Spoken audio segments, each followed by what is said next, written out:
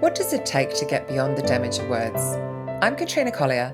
Join me each week as I explore what it takes to step into a happier future.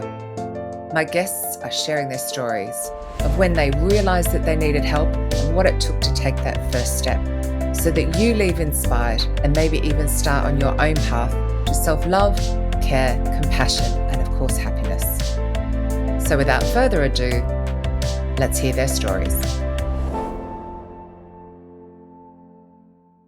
Troy Hammond, welcome to Beyond the Damage of Words podcast. I am absolutely thrilled to be talking to you because we've just realised it's been like 6 years or 7 years since we've seen each other, which is mad. I was open straight off with the question of what led you into healing? What happened? How did you get Yeah, well, there? I think as we were That's just simple, talking really. about before the podcast, I found myself in a position where I was like mid-30s, carrying a lot of like childhood trauma, and Mm, it was a real fork in my road where I realized yeah. that as a father, I could either be a great role model and heal myself and really do the work on myself to be someone that Mm. I wanted my kids to be proud of, or I could take the easier path, which was wallow in self pity, not heal myself, just keep masking things and doing things, which is a lot easier, and a lot of people take Oh, that path. yeah. But I decided that, And I yeah, I think wanted to be. society makes you want to mask, doesn't it? There's almost this desire for perfection all the time that it becomes very easy to do that, but it's not sustainable, as you discovered. Yeah. Well, especially in this society, right, where everything's on social media and everything's a veneer of what your life is, and you're trying to show the best parts of your life. It's so much easier just to Yeah. put a mask on and pretend everything's okay, and not feel the judgment of a million people on social media, or the lack of likes, which is probably even more important these days on social media, right? Yeah. Yeah. So anyway, I totally interrupted your train of thought. So you were deciding in that fork Yeah, which way you I were going to go. Yeah, it was a pretty heavy time for me in my life. Like I went through pretty like divorce, young kids, had a business, that I'd set up only a couple of years prior. So it was pretty heavy time in my life, and I just remember looking down at my kids and thinking, I don't want to do what my parents did, and that sort of that childhood trauma that I carried forced me to, well, not forced me, but allowed me to be a version of myself that I didn't like, Mm, to cover up what was going on in my life. And it wasn't until that day that I decided to go to psychology, and I was like, hey, I really need to talk to someone mm, about this, that I was able to understand. Well, I was able to forgive myself as a young child. And it's funny, right? You hear mm. this term all the time in psychology, forgive yourself, forgive that version of yourself. But when you go through the process, it's so true. Like, I'll give you some Yeah. backstory on my life. Yeah, so Sure. I grew up with my mum was a full blown alcoholic. Um, she was pretty manipulative and horrible to us because of like narcissist behavior, where because she knew how horrible she was as a person, she would be super super lovely or horrible and cold. And when she was horrible and cold, she would try and make up for it 2 weeks later with acts of kindness. And but within those 2 weeks she was like drunk most of the time, or she'd have guys around and the likes. And so yeah, and so my parents separated when I was Yeesh. 10, I think I was. Yeah. um, and then I remember the first time I went to, my dad ended up meeting someone that we knew, like a family friend. Mm, And because my mum was having an affair, and that's why he left. But because he went off to mm. meet, he went with someone that we knew as a family friend, it just sent my mum over the cliff. And she would go around my dad's house and throw rocks through the windows. And, like they would be constantly fighting all the time. And there was the blame, put on us as kids, and so, yeah, Yeah. so I Oh, because it developed wasn't this. her fault. It wasn't her fault. It was obviously your fault and your dad's fault and your stepmom's Yeah, fault. It was everyone else's fault. Yeah. I yeah, have well, one for a mother. I know how this works. Yeah. Tough. yeah. Really tough. Narcissists are pretty easy to understand when you read up about it, and like it's When you're out of the web. yeah, indeed, When indeed, you've got indeed, free. yeah. And so, yeah, so I had to pretend a lot as a 10-year-old. Like I had to, like, Yeah. because my dad was really worried about what was happening at my mum's house, and he would say, "Is everything okay?" And I'd just pretend, put a mask on, and say everything's fine. Even though he had Mm. no idea that I was like, my mum wasn't home for weeks on end. I was 11 years old making dinners and breakfasts and lunches for my brother and having to steal food, for just, to feed him. And then I'd go to my dad's house and it would be great. Like we'd have a functioning family with like my brother and my two stepbrothers and then my mum, my stepmom I and my take it dad. did you feel like you couldn't tell your dad the truth because it would create these explosions Yeah, and yeah. all of Well, it this can't. drama? Yeah, so my That's a dad lot would rush for a around to my 10 or mum. 11-year-old. No, it's horrible, right? And then that you'd feel that blame, right? As a kid, that's why you got to feel sorry for yourself because you feel that blame. Like I felt like I was the Yeah. one that made this happen because my dad would come around, they'd have a huge fight, there'd be, like police were involved, they'd be screaming at each other, and I felt the blame of that was my fault. I shouldn't have said anything. And so you learn pretty quickly as a kid just to keep your mouth shut, or you put this mask on and Yeah. pretend everything's okay. And so I'd say to my dad, "Yeah, everything's great. No, mum's home a lot. She's not drinking." And then when I get back from my dad's, my mum would say, "Oh, how was it at your dad's?" And I go, "Oh, yeah, it was pretty crap, actually. Didn't have fun at all." And mum go, "Yeah, good. Like he's not a great guy and they're not a Mm. great family." And so I realized, well, I didn't realize, but as a child, what happened for me is I was trying to seek love from other people to fill my own cup, and just by putting Mhm. these masks on, when I told people what they Yeah, wanted to hear, I became better about exactly. myself. What I didn't actually become better, but I didn't become worse. And so that was the trait that I Mm. learned. Yeah. And so that Yeah. And that it's happened for that, years. that almost that's how the people pleasing and perfectionism and things like that start. Is Yeah, when you're indeed. always putting someone else's needs ahead of your own to feel Yeah, safe. yeah. You actually probably Yeah. did that to feel safe. Of course, right? Of Yeah. course. And then I did the worst thing that you can do when someone's in that situation. Left school at 14 and got a job in sales. Stupid idea, because then I'm just going out and using that skill set that I'd honed to please people for a Yeah. craft. And obviously, if someone I bet you were had no, very good at it. I was very good. Yeah, I was. I was very good at understanding what people's empathetic needs were very quickly in a situation, and then telling them exactly what they wanted to hear.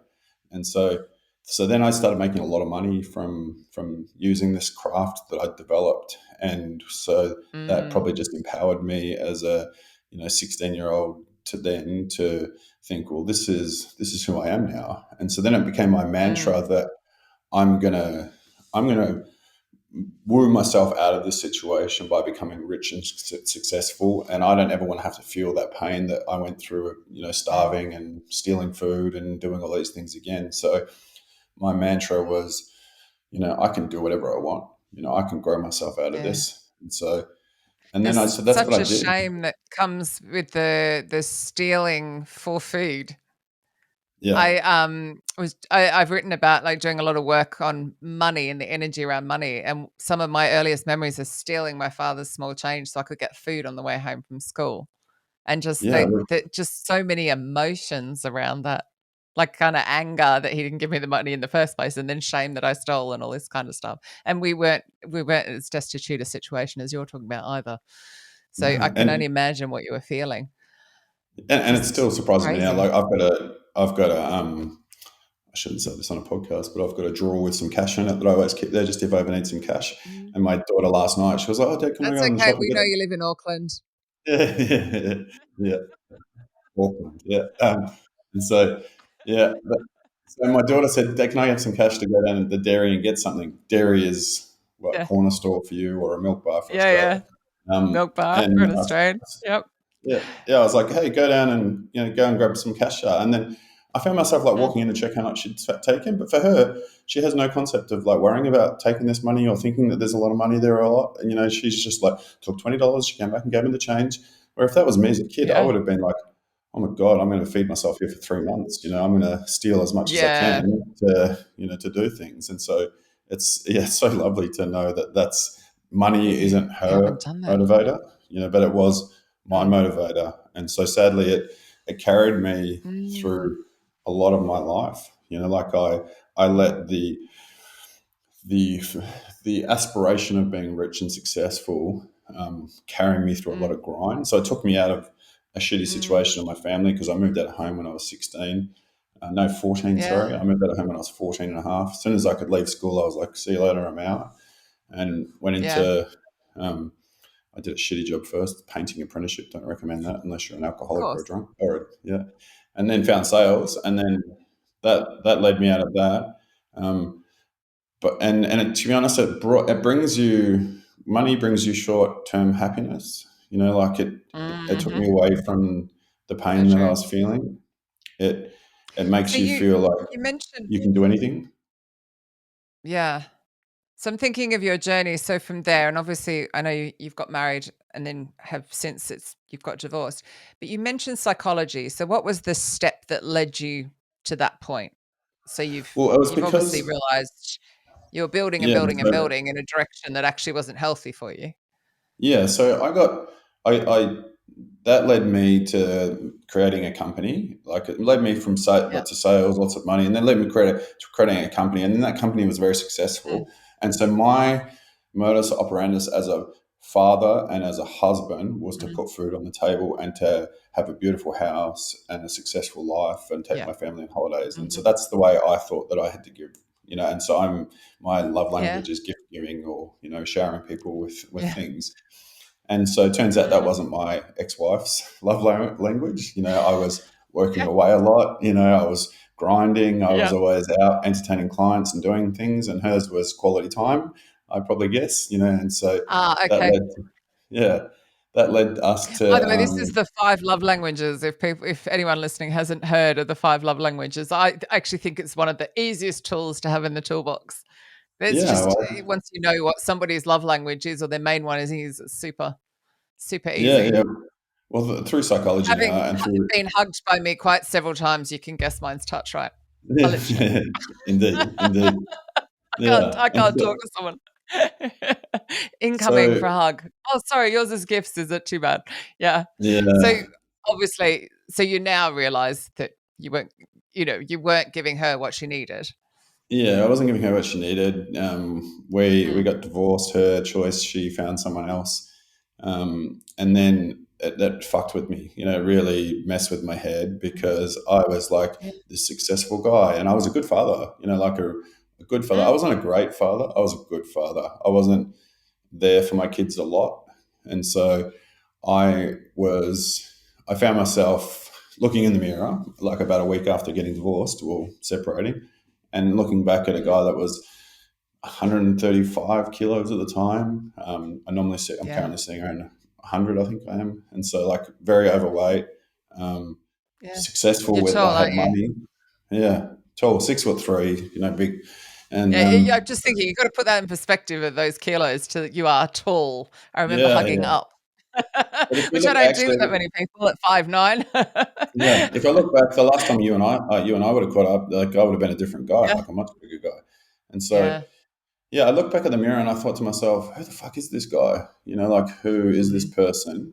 And it was the hardest time, like the hardest reflection I've ever seen of myself because I started seeing myself through the masks that I'd been creating, and I hadn't done anything about this until then. And so that morning, I Mm. decided I'd signed up to a half marathon months ago. Like new trim terrific Troy was the thing at the time, and I never did anything about it. Didn't run, and Yeah. I'd been up all night because I was so What is it heartbroken. with men when they just go, "I'm just gonna go and run," and you kind of watch them running past, you're like, "Oh, no, heart attack waiting to happen. Stop, stop." Yeah, There's a yeah, few yeah. around here, it's a bit scary. You're like, "Oh my god." Maybe try Those first walking runs are hard. first. Those first runs are hard, but Yeah. definitely worth it. And so, yeah, I got up that morning after like 1 hour sleep, and then just decided I'm going to do this half marathon. And so I quickly put my stuff Oh my on, god. and I realized I looked at the clock and I realized I didn't have time to walk there, so I had to run to the half marathon spot, and then ran to the start line just as they hit go, and then I had to run, and Oh my it was like goodness. yeah, you talk about heart attack people. I thought I was going to have a heart attack at 2Ks in, and Yeah. so at 2Ks in, I stopped and I turned around and I was like, well, I'm going to walk back to the start line because it's easy to go to the start than to go all the way to the end. Mhm. And I saw Yeah. this little old lady that she went, oh, as if to say, oh, the poor guy. And I don't know what it was about that, but I was like, Oh, stuff bless this. her. So I turned around and I just ran. And it was That's amazing. liberating, right, to achieve something. Crazy. It was so Absolutely amazing. crazy, Yeah. but amazing that you did it. Yeah. Yeah. And so then I decided that that day I was like, all right, I'm going to go and see a psychologist and I'm going to fix myself and I'm going to Yeah. do the Mahi or the work on myself. And as a, Is that a Maori word? I noticed that in your post. yeah, Mahi is a Māori word for the work, for strong, strong work. And Oh, I so, love it. yeah, do the Mahi.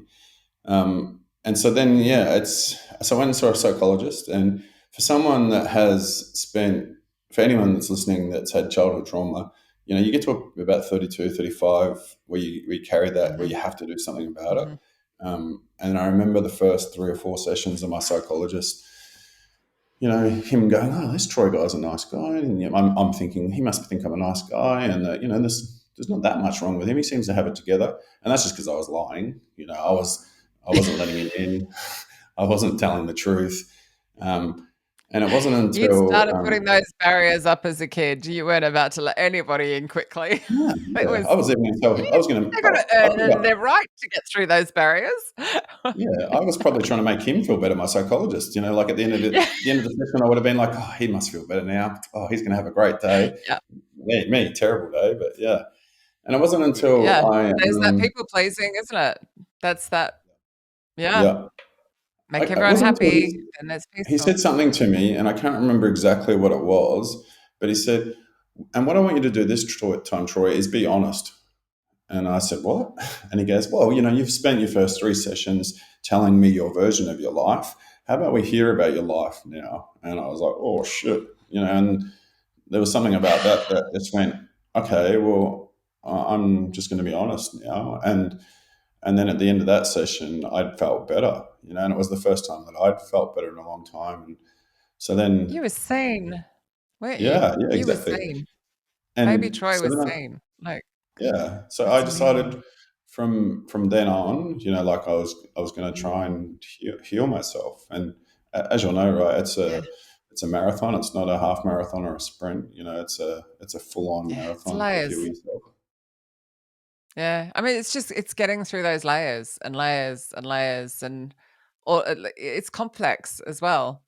And particularly Yeah, when you've had the narcissism, so you've had the ghosting, so you're thinking, well, there's always that. What was the truth? What was the reality? That bloody gaslighting. Yeah.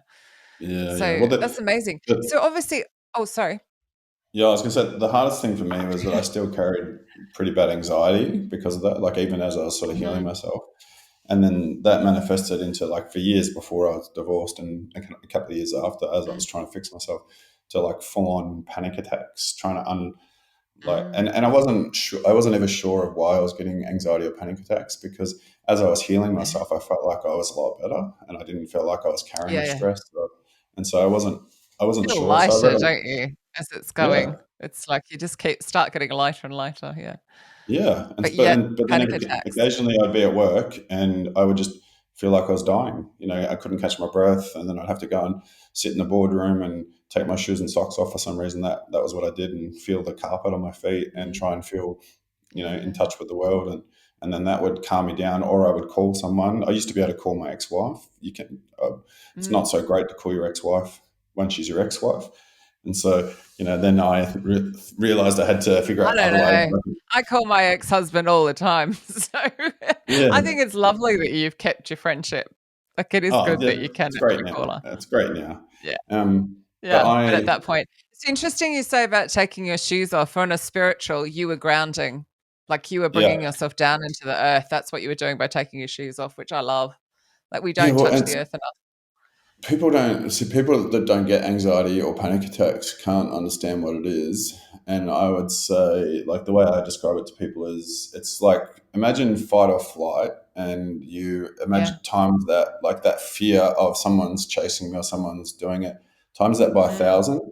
um, your heart's racing, you're sweating, you can't control your thoughts, you feel like you're spinning in a room.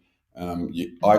Mine manifest into breathing, so I can't catch my breath, and then I become short of breath, Wow. and then I feel like I'm dying, and so yeah, I was getting this a lot, and so I started Yeah. reading about this. And as I, was healing myself in every way, I wanted to fix this. Mm, This was the last thing that I wanted to fix, and so I watched like every YouTube video I could on anxiety. I read every book. I listened to every podcast.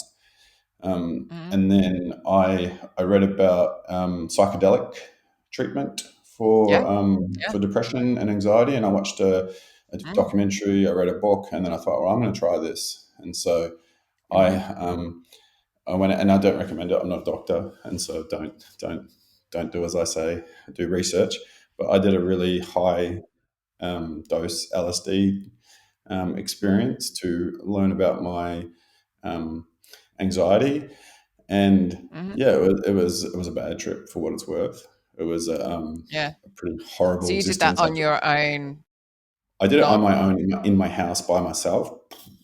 Yeah, that's definitely Don't, not recommended. There yeah, are places that you can definitely go and have it yeah, safely yeah, administered as well. yeah. I Like recommend. microdosing is now a thing as well. Like it's There's so psychedelics are many. growing, but safely Yeah, there are. Yeah. Don't do yeah. Troy. There's so many human trials now that are, not stupid guy on his own. But Yeah. what happened to me was I went to a pretty dark place where I thought that I was actually trapped inside my body. I thought I had locked in syndrome, and I had that for about five Yeah. hours. And Oh then, my word. yeah, towards the end of that 5 hours, I started thinking to myself, what am I actually worried about, even if I am locked in for the rest of my life? Like, what am I worried about? And I thought, my kids are going to be okay because I've been a great dad. My ex has been a great Mm, mum. We've given them a fantastic life. They've got the right values. No matter if I die or if I'm locked in or whatever it is, I'm going to be okay. They're going to be okay. And because of that, I'm going to be mm. okay. And it was like a light Uh, just went off in that moment where I just thought, oh, I don't need to worry about that anymore. And then I came out of that can you see the experience. symbolism of why you were trapped Yeah, now yeah, though? exactly. Like you were Oh, sort of like now I trapped see with it all right your now. masks. Yeah. So Like now, at that time, but it was like almost like an ego death, wasn't it? Because you had that all of the masks that were keeping you stuck and you blasted through it by going, actually, everything will be okay. Like 100%, and that's you what it almost is now. And gave yourself now, permission. Yeah. yeah, and so now, anytime I feel like there's a moment of anxiety where I'm going to wear a mask, or I'm going to do things, I just run towards it, Mm, and I just say, mhm. "Oh, I'm just going to run towards that and fix that, or look at that, or see what's going on over there." Yeah. And nine And just point be nine curious times out of about it in 10, a yeah, it's usually nothing, right? It's usually yeah. nothing, and if I fix little things really quickly and iterate on my life, like Mm, get the thing sorted quickly and move on, it becomes no big deal at all. And now, yeah, mm, now I feel weightless. I feel I'm yeah. very open about it. I think I post about it all the Which is time. I saw that post. Yeah. Yeah, So which what is hang on, there was I've had something about 50 in to the post 60 that you were people. doing though. Sorry. Oh, did you? You Yeah, had I've had about 50 or 50 to 60 60 people. people reach out to me off the back of that post telling me that they're not okay. And um, Ah, and I've said, hey, let's just go out for coffee. And so I've had about 30 or 40 coffees. There's some people that don't want to have coffee yet, but I'm just keeping in touch with them. amazing. And that's like And are we so, talking men as I would say well? Okay. mostly men, but Yeah, about because it's 30, New 30% Zealand, women. Australia, England, stiff upper lip, Yeah. don't speak, shush, don't cry. Well, we've got so much generational trauma. I am so glad that they have got in touch with you and that you're giving them that space to speak up. That's Yeah. Yeah. amazing. And I think, Now, in that post, you were talking about, was it boxing? You have to yeah, yeah, remind yeah, me. yeah. Note to Boxing. self, don't do podcast recording this late, even if you are in New Zealand. So it's any time I could do it.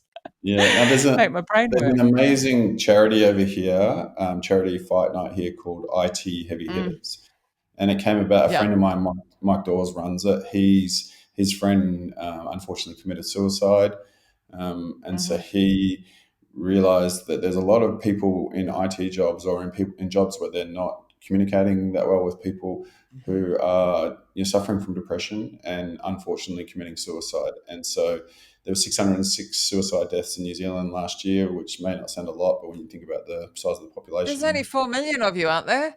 yeah, exactly. That's And so insane. Yeah, and so he set it upon himself to Wow. create this boxing event called IT Heavy Hitters, and it's funny when I talk about it a lot, boxing, and people always go, Yeah. I couldn't do that," and I'm like, yeah, but the boxing fight night is just the cherry on top. It is the reality. Yeah. The real Yeah. fight is turning up on the very first day of boxing training camp. If you can turn up on that Yeah. first day, you've already won. Because, like in my Yeah. situation, I was unfit. I was smoking cigarettes, drinking a lot too much at the time, and I Mm. thought I can't do this. And Mike just kept texting me, going, "Oh mate, you're going to love it. You'll love it." And so then I turned up Mm. on day one, and you look around the room, and there's everyone like you, people that are unfit or people that are Yeah. introverted and haven't spoken in a long time, and you all Mm. do this really hard stuff together, and it just you watch people, like Mm. you're going, you're sparring with someone and you're punching them in the face, and then afterwards they're coming out and they're giving you the most massive hug, and they're like, "Oh man, that was so much fun, that was awesome, let's go Yeah. and get a coffee after this." And you see these people that are just awakening themselves, through this like archaic, primitive process. But Yeah. what it's doing is Yeah. it's showing them that they have some power to push past this moment, in their times. And then as you get fitter, Yeah. the more physically stronger you are, the more The mentally stronger cardio. that you Whew. can be. And so, Yeah. while at the end of the process, not everyone gets a fight because they really make sure that they're safe around who's got the right skills, and, Mm. and comparing people up Yeah. that aren't going to hurt each other. And so only about 30% of people who go through the training camp get a fight, but the people that go through that are some of my best friends today, because we shared a bond that was phenomenal. And so yeah, it's Yeah. What was I it like? Talk about that first day. Let's encourage some people to turn up. How did you feel? Like when so the I'll tell heavy you what smoking, yeah heavy so I'll tell drinking, you what overweight, like I finally turned up. so What was going six through your head as you walked in the door? So I'll start 6 weeks before, right? Because I thought Okay. I can't go to a training camp like that in the shape that I'm in. So I'm going to start running, and I'm going to get super fit. So when I get there, I'm going to be fit and ready Is to this go. And after then the half marathon? This is no, like this is later than the yeah, half. oh no, this was like before actually. And so yeah, Oh, okay. and Okay. so yeah, I'm gonna start running, and then I no, actually it was a year later. Sorry, it was a year later. So Okay. then Yeah. and when I say I did a half marathon, but I was not in any shape, and like it wasn't that, you know, I rolled Mental down the hill strength. pretty much. Yeah, yeah, yeah. Yeah. So then I started 6 weeks before, and I'm going to Yeah. run. So I set up at 5, got up at 5 every morning and started running, and that lasted Yeah. about 4 days, and then I quit that because that was too hard, Because that's too and effing early. That's why. yeah, yeah. So then I started smoking again, started drinking again, thinking, "Oh no, I'm not going to go to this thing." And then the Yeah. night before, Mike Dawes texted me and he was like, "Hey man, it's a 5 a.m. start tomorrow. I've told everyone you're coming." Mhm. And I was like, "Ah, Oh fuck." no. And then so yeah, I jumped in my car. I got there. I had hardly had any sleep because I was really worried about it and Yeah. freaking out. Um, Oh and then no. we got there and we sat around and just talked for like 20 minutes first. And Oh. then they told us what it was going to be like. And then they then proceeded to put me through probably the hardest hour and a half session I've ever been through in my life, where I was like, you didn't get time to think because you just had to get straight Mm. into it. And that was their processes that get you working really hard, show Mm. you one of the hardest sessions first, and then at the end of it, they said to us all, "You can do this now. You've just proved to us that you can do this Yeah. because you've just done a really hard, like we were doing like work punching the bag as hard as we could for 5 minutes, and then getting down doing 100 burpees, Oh and my then getting god. up punching the bag again, running around the block for 2 times, punching. Yeah, it was like constant. And you'd see these Wow. CrossFit bunnies that had obviously done some work before that would, in the group that were running ahead of you. But you saw other people just come up to each other and like people would just say, "Hey man, keep going." Like as soon as your arms would be so heavy that you'd stop throwing punches, but Yeah. then someone would come up to you and say, "You can do it, Troy," or I'd say it to someone, and you support each other. And then at the end of that very first session, Mm. you get this self belief that you're like, maybe I can do this. Maybe I can do this. It's Yeah. not a no anymore; it's a maybe. And then Yeah. maybe not, but I'm on the maybe side. And then Mm. after about 2 weeks of just continuing to show up every day, then you're like, maybe yes, I can do this. and once you push past that maybe to maybe yes zone in anything you do, that a Mm, fire in you comes alive, and then you realize that you can yeah. do anything you want. Yeah. And so how all of the anxiety's gone? Well, most of the anxiety's gone. Now you're curious if you get some, but like you're not having any panic attacks or No, I never have. I've like never had a now. panic attack since that LSD session. Since I definitely have feel. I definitely Oh, have anxious moments. Yeah, since the LSD session, I haven't had a panic attack since. okay. And But again, people, please don't do that in that amount at home yeah. unsupervised. But what There are I, professionals one can go and see for that. Caveat, caveat, caveat. yeah, you can do it without drugs, right? And I think what it is that you But it get to a does help place. with the my understanding from the psychedelics as far as the ones that they're doing, the microdosing, the research, these experiences, it does help, particularly with childhood trauma kids who've just got so many layers up. It just helps Yeah, that we can get through and start the healing faster. So, yeah. I but mean, it's better to do it supervised. it's proving everywhere now. Like there's a good documentary on Netflix, Change Your Mind, I think it is. Yeah. If you want to Mm. learn more about it, but now I get anxious Yeah, it's feelings now, and I amazing. get things come on with like I can feel anxiety come on. But what I do now is Mm. I think of it as a thing now, and I just put it over Yeah. there and say, "Oh no, I'm gonna put that over there, and I'm gonna run towards the thing that's making me feel anxious now." And I think Yeah. because I'm a lot clearer in my head now, I understand why I'm Mm. feeling anxious. Like I know what the thing is that's making me anxious. Where beforehand, Mhm. because I had so many masks on and I was just weighed down with so much shame and guilt and stress that I couldn't decipher what was the Mm. thing at the time that was making me anxious.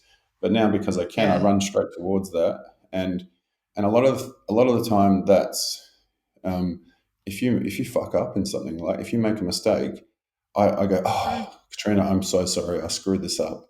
Like Mm. I should have done better on this, and then 9 times out of 10 you'll say it's okay, we can fix it, and so Yeah. many people just don't Whatever. get that. Like they don't get run Yeah. towards their problems. Like don't be scared Mm. of like saying sorry. Don't be scared of just saying, I stuffed this one up.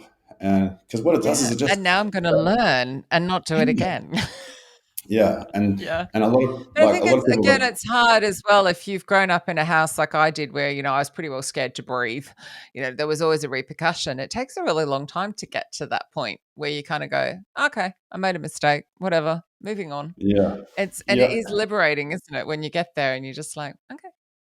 But it's not just childhood trauma, right? Like a lot of people listening to this probably Mm, thinking, well, I have depression and I have anxiety and I didn't feel any of that. And I'm reminded of like I watched that Robbie yeah, Williams documentary. If you've seen that yet on Netflix, like the guy, it is phenomenal, phenomenal. Like he yeah, is the most open, authentic, amazing person. After watching that documentary, he mm, he details like mm, his battle with depression and anxiety, and he would yeah, get panic attacks up on stage, um, and so it mm, can happen to anyone, and it's not until yeah, you understand why, and do the yeah. work on trying to figure out what the problem is that you can get past it. You gotta do that.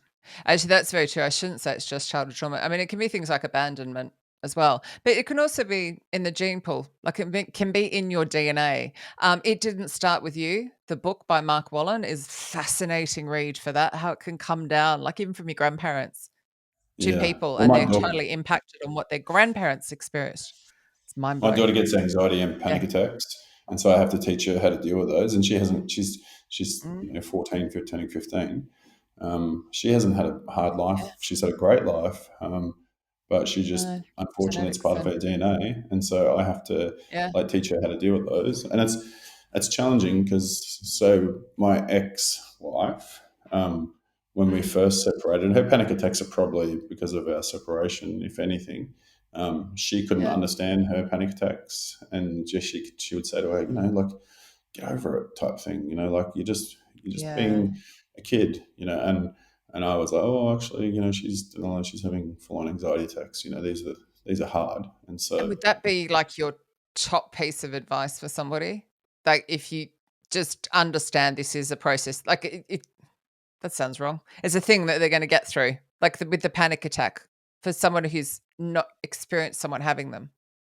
yeah, What would be your bit of if you advice? if there's someone in your life that's having a panic attack, Mm. and full on. Like panic attacks vary in nature, right? So Mm. my panic attacks and my daughter's panic attacks, unfortunately, are breath related. So we feel like we're Breathing. dying, Yeah. and so breathing and short of breath and sweating, um, they are real. They are Yeah. debilitating. And if you know someone that's going through the best thing that you can do is you can just sit down and be really calm in your voice, and you just talk to them.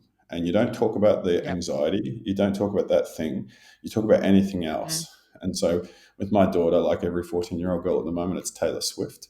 And so I might sit down and just talk to her about the Taylor Swift concert that we're going to in February. And I wonder if our Yeah. seats are going to be good, or if I wonder if our angle, we're going to be able to Oh, see this song. And then all of a sudden I can see yeah. her eyes start to come back to me, and she's thinking about Taylor That's Swift, amazing. which is taking her away from her panic.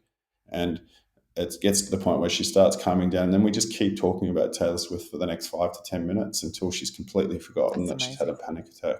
And so that's in my experience the best way That's to such help someone brilliant through it. advice.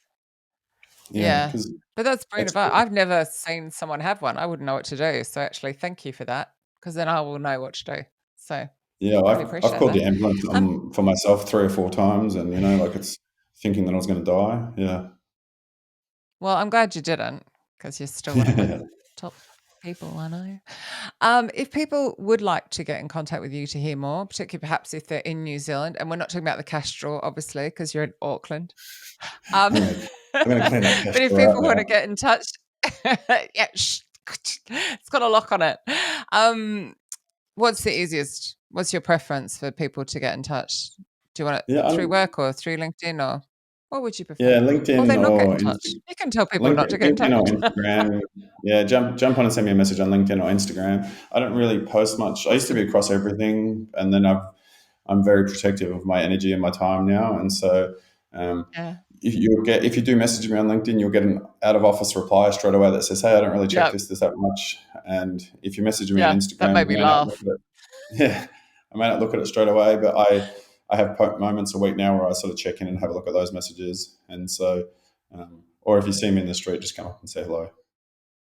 I love that. I love that. Troy, thank you so, so much for your openness and your honesty. I really appreciate it. No, my pleasure. I Thank think you. the best thing that you can do is talk about this stuff. Absolutely. Absolutely.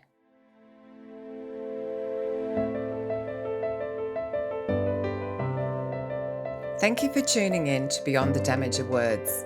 How brave, how vulnerable. All to inspire listeners like you to take a step or inspire others to take a step. Imagine what healing we could create if we normalize this conversation. So please pass this on and, of course, subscribe so we can do just that.